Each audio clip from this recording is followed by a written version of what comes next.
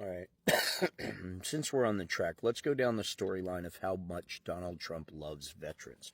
We can follow the storyline all the way back to little things that have gotten press attention but were drowned by the rest of the bullshit. Like stealing millions of dollars from a veterans charity, and when he backed out of one of the debates because he was supposed to be going to some veterans function and blah blah blah, and he said he donated all this money to that veterans function. Turns out he never went and he didn't donate, and all the other stuff. He's literally the wall funding for $500 million, for example. Remember, that was like the first test when he took appropriated money that was set to go to a specific project approved by Congress as per law and Constitution of the United States, as it should be. Congress votes and appropriates where the money goes. That's supposed to be part of the checks and balances. So Donald Jackass Trump in his first term took $500 million. Remember that? From this whatever. They didn't really make a big deal out of where it came from. It took a while for the information to come out. But that $500 million came from veterans. And it came from building the schools on military bases and healthcare and all this other stuff. It was veterans' money. So he took that money from veterans. That's another just blip on the radar of being drowned out by the distraction bullshit. Now let's look at what he's done since in office.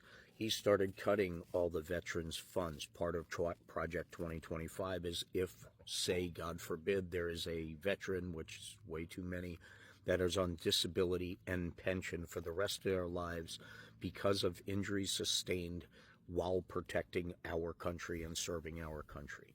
These veterans usually end up working 30% of the federal workforce are veteran workers. That's 30%. Now keep that in mind now with all the labor cuts that have been going on as well. So he starts cutting these employees and funding these programs and everything else. And then DOJ starts taking all this money out of USAID and all these other veterans programs. Veterans hospitals start closing down. Surgeries that have been on the books for years.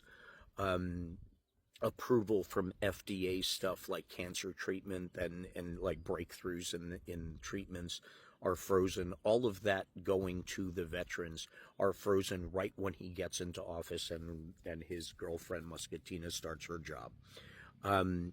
That is his love for veterans. And then you follow it through to today when you see veterans that are in wheelchairs that are protesting in the nation's capital, protesting because their benefits were just cut.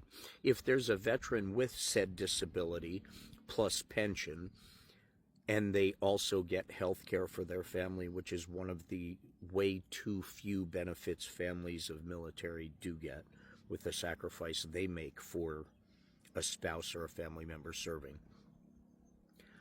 The pension in Donald Trump's eyes is very generous and generous enough to sustain a veteran no matter what the circumstances. And remember, this is a man who has such empathy for veterans. When there was a veteran that was severely injured and disabled from a war, from defending our country, he basically was disgusted and said no one wants to look at that, and chastised, I think it was Mark Milley, for having him on camera with Donald Trump and how he didn't want that anymore.